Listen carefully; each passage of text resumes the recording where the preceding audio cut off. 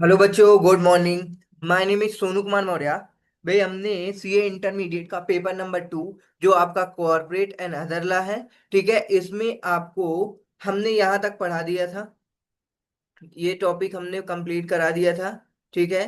Override of articles and memorandum के बारे में, ठीक है। आप इतना सिंपल सा बात याद रखो।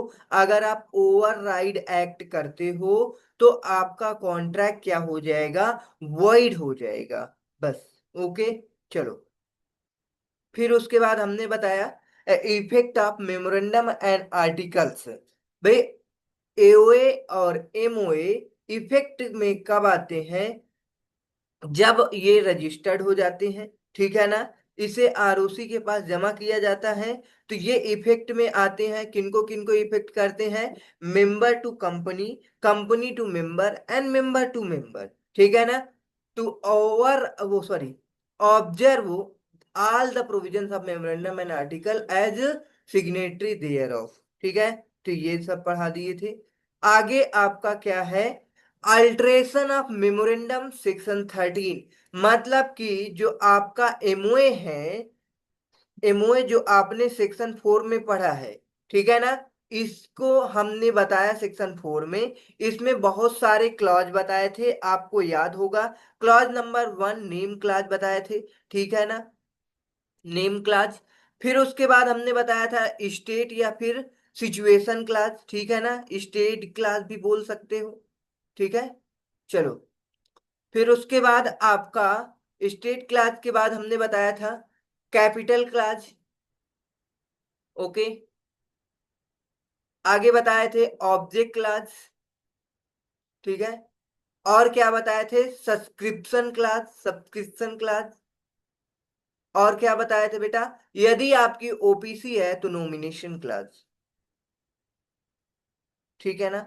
तो अब बताओ बेटा, मान लो आपके नेम में किसी भी प्रकार का भाई चेंजेस लाना है, तो अब आपको क्या करना होगा? अल्टरेशन को मतलब एमओए में अल्टर कराना पड़ेगा, ठीक है ना। सिंपल सी बात है। अगर आपको क्या रजिस्टर्ड ऑफिस चेंज कराना है तो भी आपको क्या करना होगा? देखो भाई, इसमें सारा सब कुछ आप नहीं चेंज कर सकते हो, ठीक है ना। कुछ लिमिटेड चीजें आप चेंज कर सकते हो, जैसे कि आपका नेम है, नेम चेंज कर सकते हो। रजिस्टर्ड ऑफिस है, जिसे स्टेट या सिचुएशन क्लास बोलते हैं, इसे चेंज कर सकते हो। उसके बाद आप अपना कैपिटल चेंज कर सकते हो, कैपिटल क्लास को, ठीक है ना। ऑब्जेक्ट क्लास को चेंज कर सकते हो। तो जो हमने सबसे ऊपर लिखा, पहला ये, दूसरा ये, तीसरा ये, चौथा ये, इन चारों क्लॉज को आप चेंज कर सकते हो। भाई, इसके लिए बहुत सारे प्रोसीजर्स हैं। उन प्रोसीजर को जब तक आप नहीं फॉलो करोगे तब तक आप चेंज नहीं कर सकते हो, ठीक है ना। तो आगे हम पढ़ेंगे procedures of alteration of memorandum. ये देखो, पहले प्रोसीजर ही लिखा हुआ है, ये नहीं बताया कि क्या क्या अल्टर हो सकता है, क्योंकि एमओए के अंदर बहुत सारे क्लॉजेस होते हैं, ठीक है ना। तो उन सारे क्लॉज को नहीं एक्सेप्ट वो सॉरी चेंज कर सकते हो, अल्टर कर सकते हो। भाई, आप name class, state class, capital class, object class को चेंज कर सकते हो, ठीक है। चलो, अब प्रोसीजर देखते हैं भाई, क्या क्या है प्रोसीजर, ठीक। तो आप इन चार क्लास को ऑल्टरेशन कर सकते हो। हाईलाइट कर दे रहा है भाई, इसे आप समरी में लिख लेना। ओके, चलो। अब आपका प्रोसीजर देखते हैं, क्या क्या प्रोसीजर होगा। भाई, प्रोसीजर के लिए हम आगे सबसे पहले बता दें आपको, चार पांच पॉइंट आपको याद रखना है। सबसे पहला क्या करना है? स्पेशल रेजुलेशन पास कराना होगा। तब आप क्या कर सकते हो? ये चारों में से कोई भी चीज अल्टर कर सकते हो, ठीक है ना। फिर सेकेंड पॉइंट में आपको क्या करना है? नोटिस देना है। भाई, जो भी आप अल्ट्रेशन करना चाहते हो उसके लिए जनरल मीटिंग करोगे, ठीक है ना। जनरल मीटिंग की नोटिस को आप क्या करोगे? रीजन के साथ दोगे, ठीक है ना। तो अब क्या है? ये नोटिस आपको देना पड़ेगा। तीसरा क्या है? आपको रजिस्ट्रार रजिस्ट्रार जो है, आरओसी का अप्रूवल लेना पड़ेगा, ठीक है ना। आरओसी अप्रूवल, फोर्थ पॉइंट आपको क्या करना होगा, एक फॉर्म है भाई, अल्ट्रेशन फॉर्म MGT 14 है, ठीक है ना, INC 27, इस फॉर्म को क्या करना होगा, आपको फाइल करना होगा। दो फॉर्म है, आप एक ऐसे फॉर्म लिख सकते हो, फॉर्म MGT 14 एंड INC, क्योंकि इनकॉर्पोरेशन ऑफ कंपनी है ना, तो INC 27, इस फॉर्म को क्या करना होगा, आपको फाइल करना पड़ेगा। चलो, फिर उसके बाद अब आपको क्या हुआ भाई, अप्रूवल मिल गया। तो अब क्या होगा, पांचवें पॉइंट में, जैसे ही अप्रूवल क्या होगा, रिसीव होगा, रजिस्ट्रार क्या करेगा, अल्टर कर देगा, ठीक है ना, अप्रूव द, कह रहा है the registrar will review the Altered memorandum and approve it, ठीक है ना, if it companies with the companies act 2013 fit है। मतलब अब अप्रूवल सारा सब कुछ मिलने के बाद ROC क्या करेगा, उसे अगर फिट लगा तो वो क्या कर देगा, अल्टर कर देगा, ठीक है ना, अप्रूव कर देगा नेम को अल्टर करने के लिए, ठीक है ना, अप्रूवल।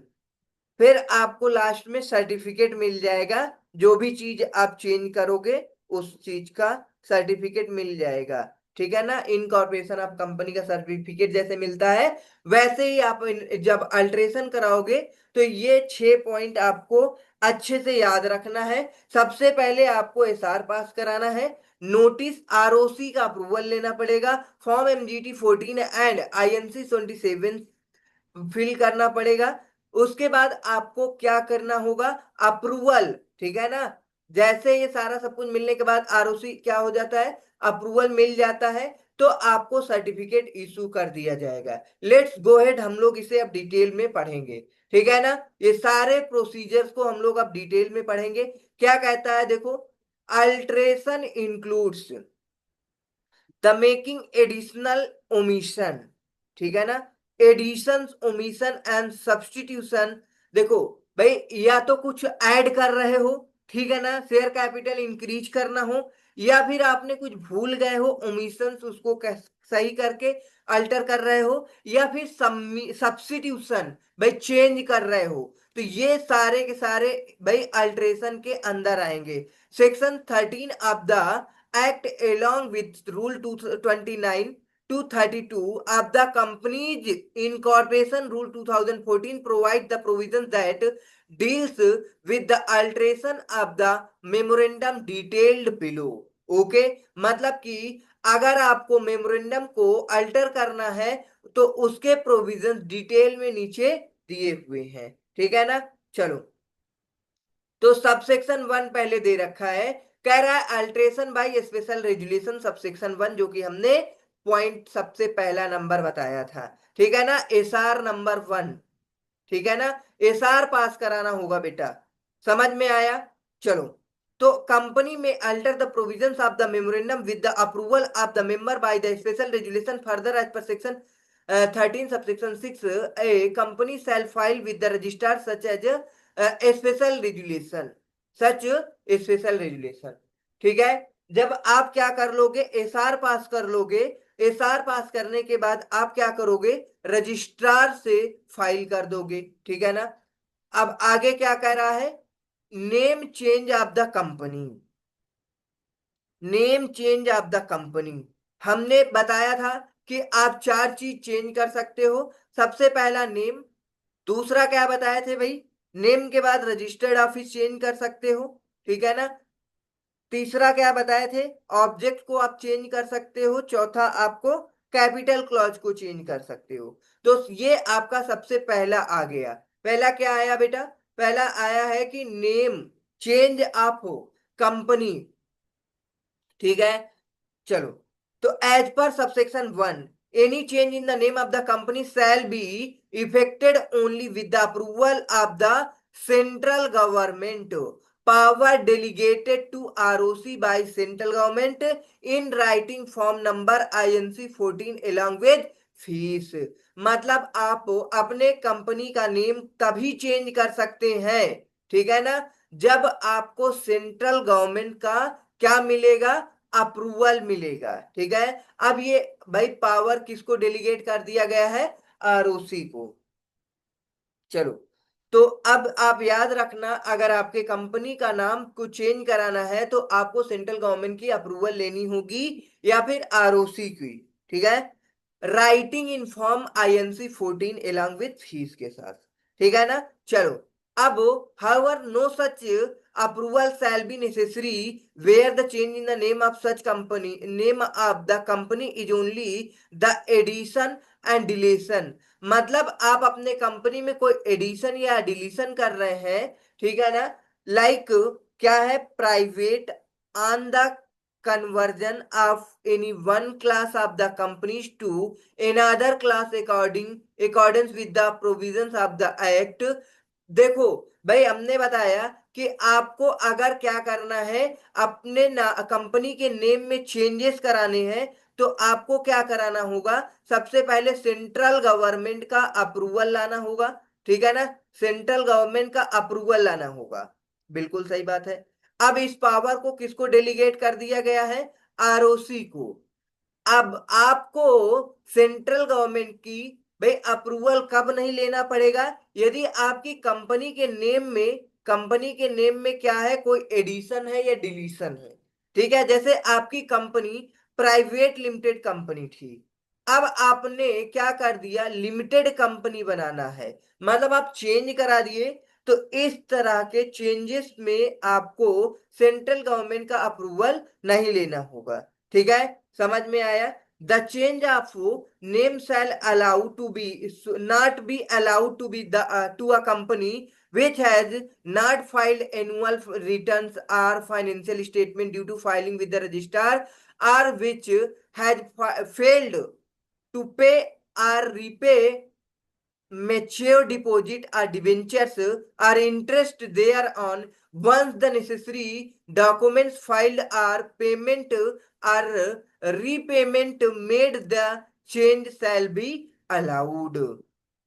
ओके, समझ में आया? मतलब ये क्या कह रहा है? The change of name shall not be allowed to a company with has been has not filed annual return or financial statement due to filing with the registrar, or which has filed to pay or repay mature deposit or debenture interest thereon।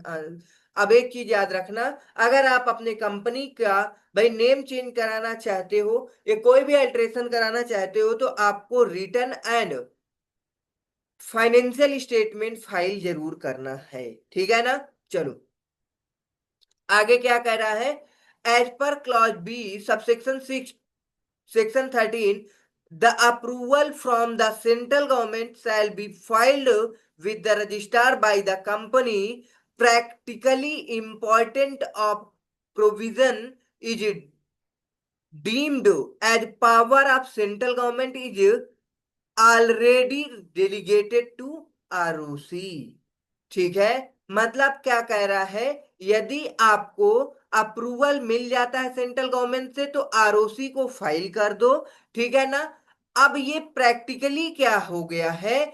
Central government ये power ROC को delegate कर दिया है, तो उसी की बात कह रहा है। ठीक है ना। चलो, तो बस अब आपको क्या करना होगा? आरओसी को मनाना पड़ेगा चेंज कराने के लिए। Further as per subsection 2 on any change in the name of a company, any change in the name of company, the registrar shall enter the new name in the registrar। देखो, अब आपने क्या कराया? Change करा लिया भाई। Registered office, आपकी company का नाम था मान लो एबीसी लिमिटेड। एबीसी लिमिटेड से आपने चेंज कराया। ठीक है। सेंट्रल गवर्नमेंट से अप्रूवल लेने के बाद सारा सब कुछ कर लिया। तो अब चेंज होने के बाद भाई अब ये सारा प्रोसेस हो गया है, तो आरओसी क्या करेगा? नेम को अल्टर करके जो भी नेम आपने नया चूज किया है वो कर देगा। ठीक है ना। ये तो वही कह रहा है subsection 2 on any change in the name of the company the registrar shall enter the new name in the registrar. Register में वो नया नेम लिख लेगा of the company in place of old name. भाई नया नेम लिख लिया जाएगा पुराने नाम की जगह, and issue a fresh certificate of incorporation in the form of INC 25 with the new name, and the change in the name shall be complete and effective only on the issue of such certificate. हमने ऊपर बताया था कि सारा सब कुछ होने के बाद आपको क्या करना होगा भाई, कंपनी आपको, रजिस्ट्रार आपको क्या इशू करेगा, फ्रेश सर्टिफिकेट इशू करेगा, certificate of incorporation new name के साथ। ठीक है, अगर ये होता है तभी आपका अल्ट्रेशन माना जाएगा। चलो example, Tata Sky Limited change its name to Tata Play Limited, INC number ये है। ठीक है, आगे क्या है, ये इन इसको पढ़ लेना भी। ठीक है, ये इंडस्ट्रियल इनसाइट के बारे में कुछ बता रहा है, चेंजेस वेंजेस, तो आप रीड कर लेना, इसे आ जाएगा, not more important. Student are advise to that note, मतलब note that even if a company has to rectify its name under section 16, then also nothing shall prevent such company for subsequently changing its name in accordance with the provisions of section 13। देखो, आपने क्या किया है भाई, कोई rectify करा है अपने नेम का, कंपनी के नेम का रेक्टिफिकेशन किया है। ठीक है, फिर भी आप, देन आल्सो नथिंग शैल प्रिवेंट, फिर भी आपको नेम चेंज करने से कोई रोकेगा नहीं, such company from subsequent changing its name. मतलब आपने पहले कोई आपकी कंपनी का नेम भाई कराया था रजिस्टर जिस नेम से, वो गलती से हो गया था तो आपने उसे रेक्टिफाई करा लिया। अब आपको बाद में सब्सिक्वेंट चेंजेस लाने को लग रहा है भाई कंपनी के नेम में, तो आप चेंज कर सकते हो। ये नहीं कहा जाएगा कि आपने रेक्टिफिकेशन कराया था तो अब आपको चेंज करने का मौका नहीं मिलेगा, तो ऐसा नहीं है। चलो अब आगे हम बात करेंगे, सेक्शन 16 ही आ गया है, rectification of name of company where central government. ठीक है ना, अब ये पावर ऑफ सेंट्रल गवर्नमेंट भाई इस, एक,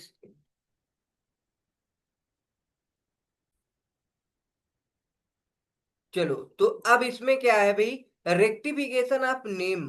भाई आपको हमने बताया है कि आप भाई कब आपके कंपनी का नेम को रिजर्व कराया जाता है। ठीक है, रिजर्व कराने के बाद भाई क्या क्या नहीं होना चाहिए। ठीक है, किसी कंपनी से भाई नियरली रिजेम्बल नहीं होना चाहिए, आइडेंटिकल नहीं होना चाहिए। ठीक है, किसी के ट्रेडमार्क से के सिमिलर नहीं होना चाहिए, किसी कंपनी के सिमिलर नहीं होना चाहिए। अगर ऐसा है तो भाई सेंट्रल गवर्नमेंट डायरेक्ट आपको क्या कर सकता है, ऑर्डर दे सकता है चेंज करने के लिए नाम को। ठीक है ना, अगर आपकी कंपनी का नाम क्या है, आइडेंटिकल है किसी दूसरी कंपनी से, या फिर ट्रेडमार्क से क्या है भाई, सिमिलर है। ठीक है, नियरली टू रिजेम्बल है, आइडेंटिकल और नियरली टू रिजेम्बल है, तो अब आपको सेंट्रल गवर्नमेंट डायरेक्ट चेंज करने के लिए कह सकता है। ठीक है ना, रेक्टिफिकेशन के लिए। तो अब भाई अगर आपका ऐसा है तो आगे देखो क्या कह रहा है ये, where central government, power of central government under this section conferred delegated upon regional director by section 458 of the act is of opinion that name original and revised new name of a company is identical। ठीक है, identical है, to nearly resemble है। देखो भाई हमने ऊपर पढ़ा था भाई, नेम के केस में हमने बताया था कि आप कोई आइडेंटिकल नहीं नेम रख सकते हो, नियरली रिजेम्बल नहीं रख सकते हो। अब आप नेम चेंज कराने आए हो, ठीक है ना, revised new name original name, अब आपने भाई जो भी न्यू नेम रखा वो किसी के आइडेंटिकल है, नियरली रिजेम्बल है, तो आप क्या होगा भाई, एग्जिस्टिंग कंपनी से to the name by which the company is existence by on its own on an application by proprietor of already registered trademark. हमने बताया था भाई कंपनी के किसी दूसरे कंपनी के सिमिलर है या फिर उसके ट्रेडमार्क के सिमिलर है, तो क्या होगा भाई, सेंट्रल गवर्नमेंट जो है then it may direct the company to change its name. कौन चेंज करेगा बेटा? भाई सेंट्रल गवर्नमेंट, ठीक है ना। The company shall change its name or a new name as the case may be within a period of 3 months। Okay, from the issue of such direction after adopting an ordinary regulation for the purpose। मतलब अब आपको क्या करना होगा, procedures है भाई। अब आपको क्या करना होगा, सेंट्रल गवर्नमेंट चेंज करने के लिए आर्डर डायरेक्ट दे देती है, ठीक है ना। चेंज करने के लिए आर्डर डायरेक्ट दे दी है, तो अब आप क्या करोगे, ऑर्डिनरी रेजुलेशन पास कराओगे, ठीक है ना। ऑर्डिनरी रेजुलेशन पास कराने के बाद आप क्या करोगे, आरओसी को नोटिस दोगे। क्या दोगे? नोटिस। ये देखो, from the issue of such alteration after adopting ordinary regulation for the purpose। Note में लिखा हुआ है application by the proprietor and registered trademark shall be with in 3 years। मतलब जिससे सिमिलर है वो क्या करता है, 3 साल के अंदर कभी भी आपके ऊपर एप्लीकेशन डाल करके आपको नेम को चेंज करा सकता है। आप इनकॉर्पोरेशन एंड रजिस्ट्रेशन और change of name of the company. मतलब देखो, ये दो केस में जब आप मान लो कंपनी नई कोई कंपनी इनकॉर्पोरेट करा रहे हैं, रजिस्टर करा रहे हैं, तो अब किसी देखो, new new form of company, new company आप फॉर्म कर रहे हो, ठीक है ना। तो इस केस में अगर किसी से क्या है, नियरली रिजेम्बल है, आइडेंटिकल है, तो क्या किया जाएगा भाई, आपने जैसे रजिस्टर कराया, रजिस्टर कराने से 3 साल तक, 3 years तक, ठीक है ना, 3 years तक कोई भी पर्सन, मान लो जिससे नियरली रिजेम्बल है, आइडेंटिकल है, वो पर्सन आ करके भाई आपके ऊपर एप्लीकेशन कर सकता है कि भाई आपने जो कंपनी को अभी इनकॉर्पोरेट किया है, भाई उस कंपनी का नाम, आप भाई हमारी कंपनी का नाम है तो आप नहीं यूज कर सकते हो। तो एक केस तो ये बन सकता है। दूसरा केस क्या है भाई, आपने कोई अपनी कंपनी का नेम रखा था, ठीक ठाक था, कोई ऑब्जेक्शन नहीं था, सब कुछ ठीक था। क्या हुआ, अब आपने सोचा कि अपनी कंपनी का नेम हम चेंज करा ले, ठीक है ना। अब आपने चेंज कराया, तो वो क्या हुआ, जो नाम आपने चूज किया है वो नेम क्या था, किसी के नियरली रिजेम्बल आइडेंटिकल था। तो इस केस में अगर वो पर्सन जैसे ही आपने चेंज कराया, डेट जिस डेट को, ये देखो, incorporation registration or change name of the company, भाई उस डेट से 3 साल तक कोई भी ट्रेडमार्क, रजिस्टर्ड ट्रेडमार्क या प्रोप्राइटर एप्लीकेशन के द्वारा आपके नाम को क्या करा सकता है, चेंज करा सकता है। ओके, चलो। Further the company after changing its name or obtain a new name shall give notice. हमने बताया था भाई, आप क्या करोगे, सबसे पहला पॉइंट भाई, डायरेक्ट सेंट्रल गवर्नमेंट क्या कर सकती है, नेम चेंज कर सकती है, ठीक है ना। चेंज करने के लिए बात कह सकती है। दूसरी बात, हमने ऑर्डिनरी रेजुलेशन की बात की, ठीक है ना, ऑर्डिनरी रेजुलेशन। तीसरी क्या बात आती है, आपको क्या करना होगा, after changing its name and obtain a new name, आपको नोटिस देना पड़ेगा, give notice of the change to the registrar along with the order of central government. मतलब आपको 15 दिन में आरओसी को बताना पड़ेगा कि सेंट्रल गवर्नमेंट ने ऑर्डर दिया था कि हम अपनी कंपनी का नेम चेंज कर ले, तो हमने क्या किया, अपनी कंपनी का नाम चेंज कर लिया है, ठीक है। तो अब चेंज करने के भाई जैसे ऑर्डर आया उसके 15 दिन में अब आपको क्या करना होगा, चेंज करके आपको आरओसी को बताना पड़ेगा, ठीक है ना। Registrar on receipt of notice, अब आप नोटिस दोगे, तो अब रजिस्ट्रार क्या करेगा भाई, जो नया नेम आपने चेंज किया है उस नेम से आपका सर्टिफिकेट इशू करेगा। तब तक इशू नहीं करेगा जब तक सेंट्रल गवर्नमेंट को आपको जो ऑर्डर आया है वो और फीस आप आरओसी को नहीं सबमिट करते हो, क्योंकि वो मानेगा ही नहीं कि भाई आपको सेंट्रल गवर्नमेंट से ऑर्डर आया है, ठीक है ना। चलो, तो वही कह रहा है, रजिस्टर भाई, registrar on receipt of notice on carry out any necessary changes in the certificate of incorporation and memorandum, ठीक है ना।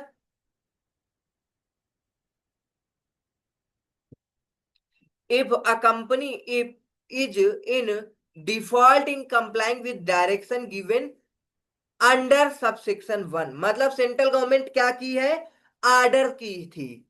भाई आर्डर करने के बाद आपको क्या क्या करना था, अपने नेम को चेंज कराना था। चेंज कर भाई 3 महीने के लिए नेम मिलेगा। नेम आरओसी से नेम मिलने के बाद भाई देखो, कह रहा the company shall change its name and new name or new name in the case of within period of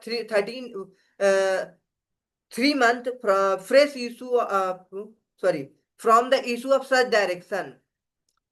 भाई डायरेक्शन जैसे ही दिया गया था, आफ्टर एडॉप्टिंग ऑर्डिनरी रेजुलेशन, आप क्या करो, जैसे आपको डायरेक्शन सेंट्रल गवर्नमेंट दी, अब आप क्या करो, ऑर्डिनरी रेजुलेशन पास करके अपने नेम को चेंज करा दो। ठीक है ना, डायरेक्शन मिला पहला वन, दूसरा आपने ऑर्डिनरी रेजुलेशन करके अपना नेम को चेंज करा करके 3 महीने के लिए, ठीक है ना, 3 महीने में।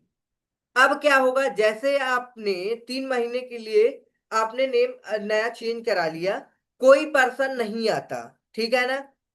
चेंज कराने के बाद आप 15 दिन में क्या करोगे, आरओसी को इन्फॉर्म कर दोगे। पॉइंट लिखो, पहला पॉइंट आपको क्या करना है भाई, देखो सबसे पहले सेंट्रल गवर्नमेंट का क्या आया, डायरेक्शन आया, ठीक है ना, रेक्टिफिकेशन के लिए। सेंट्रल गवर्नमेंट ऑर्डर देती है, डायरेक्शन देती है, ठीक है ना। चलो ऑर्डर दे दी मान लो। अब आपको क्या करना है, दूसरे पॉइंट पे आपको ऑर्डिनरी रेजुलेशन पास कराना है। ठीक है, ऑर्डिनरी रेजुलेशन पास कराओ, 3 महीने के अंदर अंदर सारा सब कुछ कर लो। करने के बाद भाई अब आपको 3 महीने के लिए नेम को रिजर्व कर दिया जाएगा, नया नेम। ठीक है, चलो ये नोट था इंफॉर्मेशन के लिए कि आपने जो कंपनी का नेम भाई रखा है, 3 साल तक कोई पर्सन आकर के क्या कह सकता है कि आपने हमारी कंपनी का नेम यूज किया है। उसके बाद नहीं है ट्रेडमार्क, ठीक है ना। फिर उसके बाद अब आपने नाम को चेंज करा लिया, new name shall give notice, आपको क्या करना होगा, नए नेम का नोटिस देना पड़ेगा, ठीक है ना। तो अब तीसरे पॉइंट में यहाँ पे थर्ड पॉइंट है, ठीक है ना, आपको क्या देना पड़ेगा, नोटिस टू आरओसी।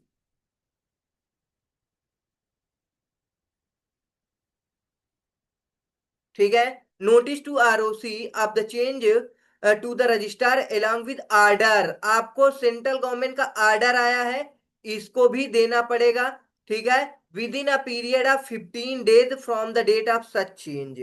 ठीक है, जब आपने चेंज किया उसके 15 दिन में आपको क्या करना होगा, नोटिस देना होगा आरओसी को आर्डर के साथ साथ। ठीक है ना।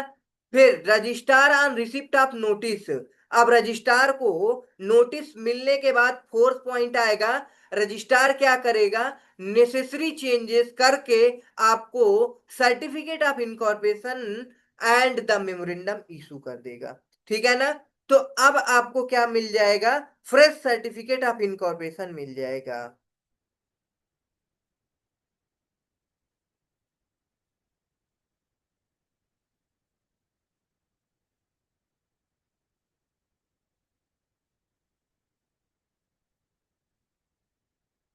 ठीक, चलो अब आपने ये काम कर लिया तो ओके है, फर्स्ट सेकंड थर्ड फोर्थ, ठीक है ना। अब आपको जैसे ही ऑर्डर आया, डायरेक्शन आया सेंट्रल गवर्नमेंट, आपने क्या किया, ऑर्डर रेजोल्यूशन पास किया, नया नेम चेंज किया, उसके बाद आरओसी को नोटिस दिया, ऑर्डर को फाइल किया, फ्रेश सर्टिफिकेट आपको मिल गया, ये सारा सब कुछ हो जाता है तो ठीक है। अगर आपने नहीं किया, अब याद रखना बेटा, भाई 15 दिन में आरओसी को बताना है, साथ में ये एमसीक्यू के लिए आता है। अब आपने डिफॉल्ट कर दिया, कह रहा if company is in default complying with the any direction given under subsection 1 central government shall allot a new name, आपको सेंट्रल गवर्नमेंट एक नया नेम अलॉट कर देगी to the company in such manner as may be prescribed and registrar shall enter the new name in the register of companies. मतलब देखो, अब आपने default कर दिया, जो ऊपर आपको हमने 4 केसेस बताए थे, उन 4 केसेस को आपने मतलब पॉइंट से उनको डिफॉल्ट कर दिया। डिफॉल्ट कर दिया तो अब ये क्या होगा, जो डायरेक्शन मिला था, सेंट्रल गवर्नमेंट आपको अलॉट कर देगा नया नेम। New name. अलॉट के साथ साथ रजिस्ट्रार क्या करेगा? रजिस्ट्रार आरओसी कंपनी के रजिस्टर में नाम को चेंज कर लेगा। चेंज नेम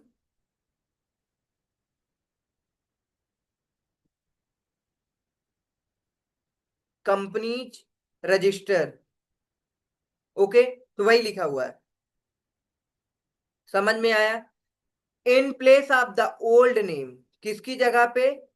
भाई ओल्ड नेम की प्लेस पे एक नया नेम कर देंगे। Issue a fresh certificate. Third point क्या हो जाएगा?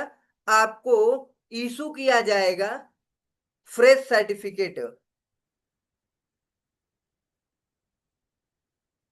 Okay,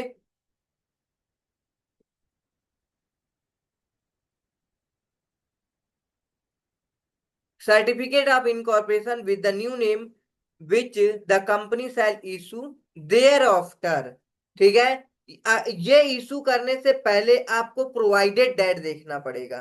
provided that nothing in subsection shall prevent a company from subsequent changing its name in accordance with the provisions of section 13। मतलब अगर आपने ऊपर जो बताया गया था, ऑर्डर आया था और आपने एसआर पास करके नेम नाम चेंज कराया नहीं, ये सारा ऊपर जो प्रोविजन बताए थे हमने, वो आपने नहीं कराया, तो डिफॉल्ट के केस में सेंट्रल गवर्नमेंट एक नया नाम इशू कर देगी। इशू करने के बाद आरओसी अपने भाई चेंज कर देगा कंपनी के रजिस्टर में नाम। ठीक है, फ्रेश सर्टिफिकेट इशू कर दिया जाएगा। ये कर दिया जाएगा तो आप बिल्कुल कोई भी चेंज नहीं कर सकते हो आप अपने कंपनी के नेम में। ठीक है, तो ये था आपका पहला पॉइंट, चेंज ऑफ नेम। हमने कितने पॉइंट बताए थे? 4 पॉइंट बताए थे कि 4 चीज चेंज कर सकते हो। नेम चेंज कर सकते हो, ठीक है ना? नेम के बाद हमने बताया था आप रजिस्टर्ड ऑफिस चेंज कर सकते हो। रजिस्टर्ड ऑफिस के साथ साथ आप क्या चेंज कर सकते हो? और बताओ, क्या बताए थे? Capital class and object class को चेंज कर सकते हो। चलो, अब सेकेंड पॉइंट आपका आ रहा है। ये अच्छे से सारा सब कुछ आप नोट कर लिए होगे भाई, शार्ट नोट में, आई होप। चलो, change in the registered office. अब भाई आप देखो, हर एक स्टेट में क्या है, आप जानते हो, रजिस्टर्ड ऑफिस होता। ठीक है, आपकी कंपनी जहां है, वहां के भाई रजिस्ट्रार के पास आपका अपने कंपनी को रजिस्टर कराना होगा। ठीक है, अगर लगता है आपको कि भाई हमें कोई और रजिस्ट्रार के पास अपने रजिस्टर्ड ऑफिस को भाई चेंज करना है, change in the registered office subsection 457। ठीक है ना?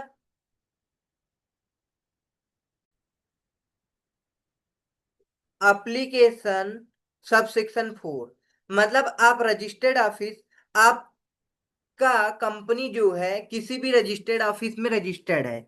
अब आप क्या कर रहे हो, एक स्टेट से दूसरे स्टेट में आपका बिजनेस ट्रांसफर हो रहा है या कुछ भी हो रहा है, या आप चेंज कराना चाहते हो, मान लो आपके शेयर होल्डर ज्यादा उस स्टेट से हैं, तो आप उनके पास में रजिस्टर्ड ऑफिस करना चाहते हो, तो भाई चेंज कराओगे, सिंपल सी बात है। ठीक है ना? तो उसके लिए आपको कई चीजें करनी पड़ेंगी। ठीक है ना?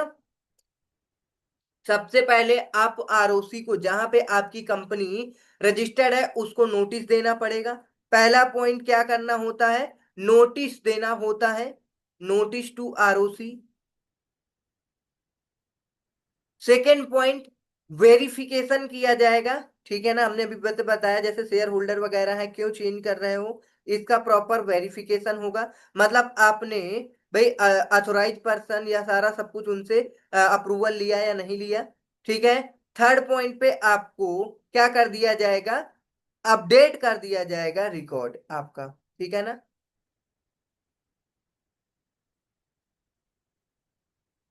Records, notice to ROC, verification, update कर दिया जाएगा रिकॉर्ड।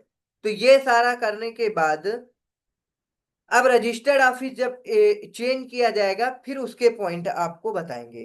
सबसे पहले देखो क्या कह रहा है इसमें, देखो the alteration of the memorandum relating to the place of the registered office from one state to another. ठीक है ना, मतलब कि अल्ट्रेशन हो रहा है memorandum relating to the place of the registered office from one state to another shall not have any effect unless it is approved। ये तब तक इफेक्ट में नहीं आएगा जब तक इसे अप्रूव्ड नहीं किया जाएगा। Approved by the central government, power delegated to the registrar by central government on an application in form INC 14। यही चीज है ना पहला पॉइंट। आपको हमने पहला पॉइंट वही लिखा है। आपको क्या करना होगा, नोटिस देना पड़ेगा आरओसी को। आरओसी क्या करेगा, अब वो चाहे तो 30 दिन के अंदर पास कर सकता है। देखो, notice to ROC within 30 days of passing the board resolution और स्पेशल रेजुलेशन। ये सारा सब कुछ करने के बाद आपको क्या कर दिया जा सकता है, इशू कर दिया जा सकता है कि आप चेंज कर सकते हो। ठीक है ना, तो on application form number INC 23 along with fees and shall be accompanied by the following document namely।